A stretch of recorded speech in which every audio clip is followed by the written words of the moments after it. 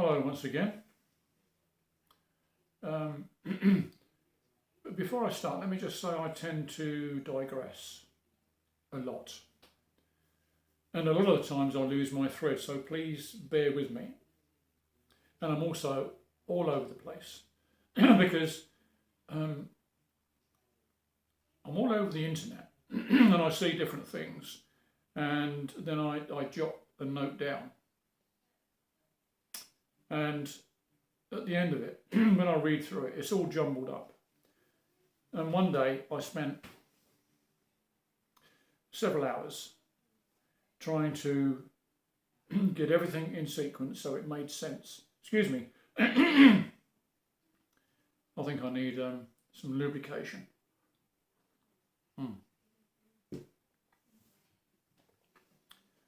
Anyway, one day, like I say, I spent many hours doing this.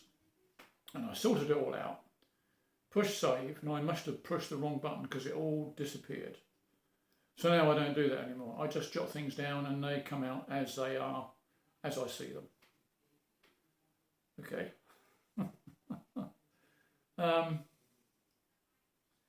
And I'm just an ordinary guy. An old one, yeah, I agree. But don't let numbers fool you. Do you think my heart beats any less than yours does?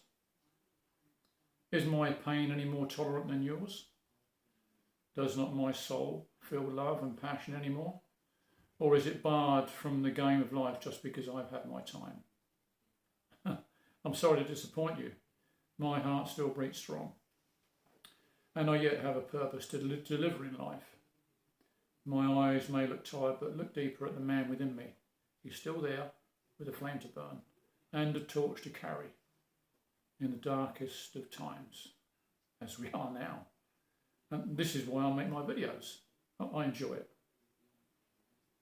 I can't watch them back, but I do try my best. And I look to many people for opinions and inspiration, but I don't necessarily agree with all of what one person says. I take a broader view and speak what I think is true. So essentially it's just my opinion. And I'll leave some links to some of those people that I subscribe to. And that will be in descriptions to this video, under more in bold letters. And they're links. You haven't got to search for them. Just click on the link and it will take you there straight away. Now, I've always been a lover of rock music from the 60s up till now. And some of the best came out of, that's an arguable point, but in my opinion, in the 80s. And we had Pink Floyd, 70s and 80s.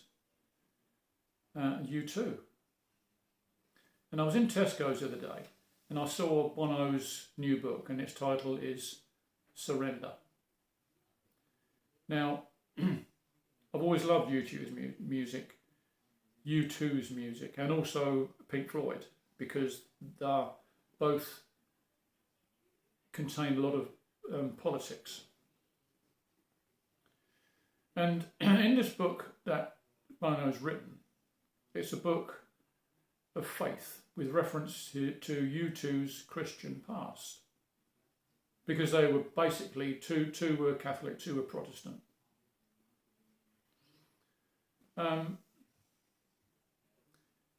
perhaps the title is a clue to what Bono is all about. Everybody knows that Bono has an enormous ego, and that's why a lot of people don't like him. I dislike him for a different reason. And it's because the people he mixes with. Now, I was tempted to buy this book to answer just one question, which went something like this. Why does Bono allow himself to fall into bad company and in doing so risk selling out the soul and source of the music he has otherwise served so well? By the way, I didn't buy it. I just read some reviews And I've always loved both U2 and Pink Floyd because of their political edge and the great music, of course. Unfortunately, Bono has apparently lost his way in today's world, or more likely, making sure of his future in the great reset that his mates want to bring about. And I'll tell you about his mates in a minute. But on the other side of the tracks, so to speak, is Roger Waters of Pink Floyd fame. He was the writer of the lyrics, and he lost both his, I think of his grandfather and his father in World War I and II. And Roger Waters at least seems to understand the present state of affairs, mainly because he reads the history of politics and the past political promises made under the Minsk Agreement and the true reason for this war that started when someone called Yanukovych disappeared in February 2014 from Ukraine. And then a puppet government was installed by the USA using, difficult pronouncing these names, Turkeyov. He lasted for 3 years and they didn't serve America properly. Then you had Poroshenko, who was only there for 15 months. He was soon ousted. And then came, guess who? Zelensky, who was perfect for the job in many ways because it suited his masters. And being an actor and a comedian, it was priority, it seems.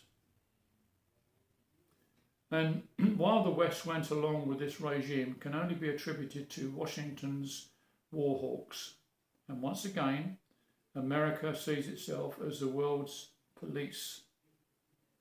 Just as Team America pointed out in its puppet satirical film.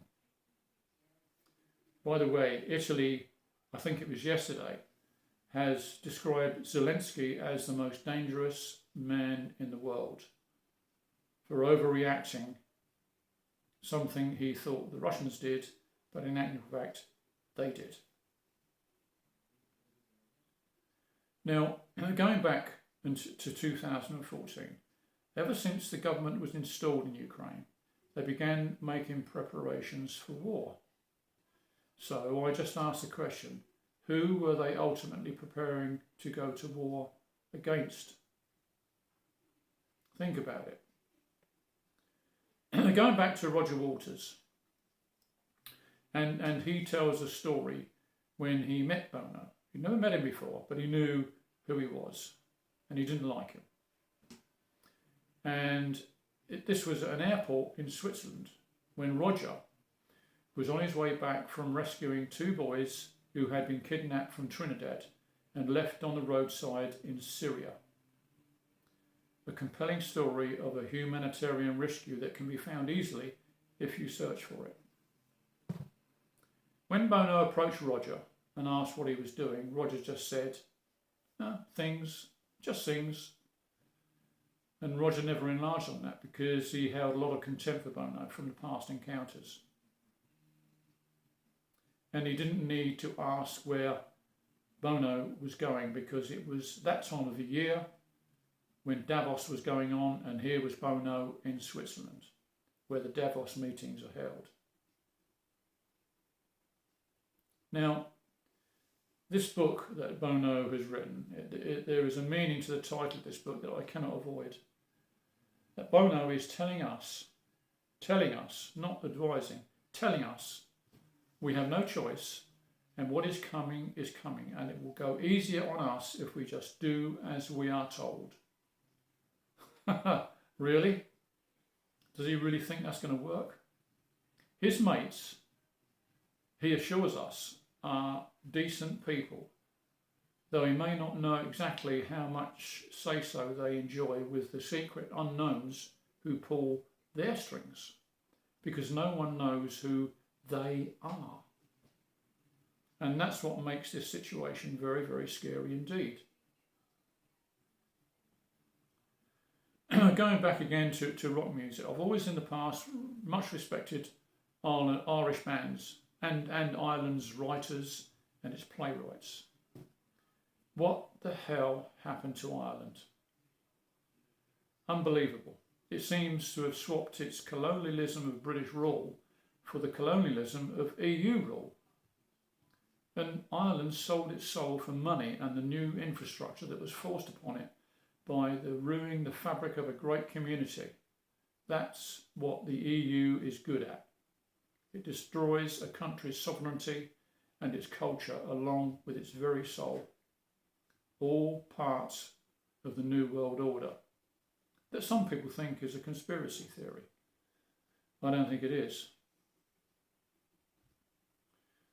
And I have in mind with these people George Soros, Bill Gates, and more recently Klaus Schwab of the World Economic Forum, a profoundly anti-democratic body in which Bono has been spotted sidling up to the people a great deal in recent times.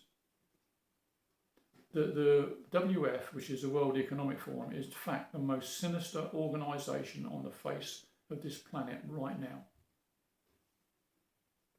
George Soros is best known for his decades of sticking his nose and that of his organisation, the Open Society Foundation, into businesses of countries that are none of his business.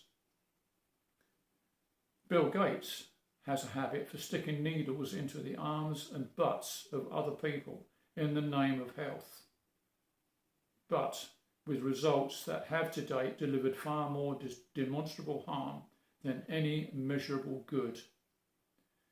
Take a look at the HPV vaccines. Most women will know what this is, HPV. Bill and Melinda Gates Foundation supplied to Africa and India, and the ensuing deaths. The information, and all this information is readily available if you look for it. And while you're looking for something like that, look at how the Gates Foundation donates its money. Or should I say bribes? Anyway, they donate their money. And they donate their money to places like Oxford and Cambridge universities, major newspapers, the BBC, Big Pharma, and the World Health Organization, among many others, as well as buying up vast swathes of prime farming land in America. Why would that be? I don't understand. Why would they buy up the land? And I think that the word benefactor should be changed in their case perhaps to benefitter, and who stands to gain the most out of all this? Well, I think I know, and I'm sure you do too if you look at the mounting evidence piling up. Thanks for listening. Bye-bye.